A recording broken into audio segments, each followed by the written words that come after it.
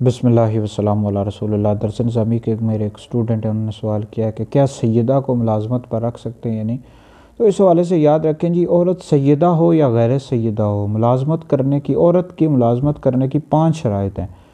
تو ان 5 شرائط کو اگر عورت پورا کر رہی ہے تو بالکل وہ جاب کر سکتی ہے، نوکری کر سکتی ہے، اور پردے کے ساتھ جائے اور وہاں پر مردوں کے ساتھ اختلاط نہ ہو، تو اس طرح اور دیگر شرائط ہیں، تو بالکل وہ جاب کر سکتی ہے چاہے عورت سیدہ ہو۔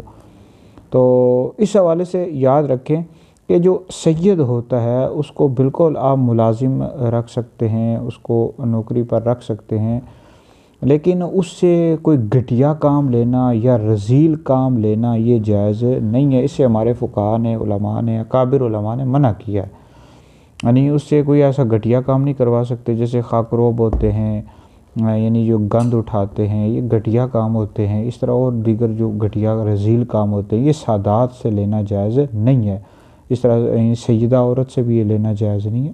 باقی اس کو ملازمت پر بالکل رکھ سکتے ہیں، جائز ہے۔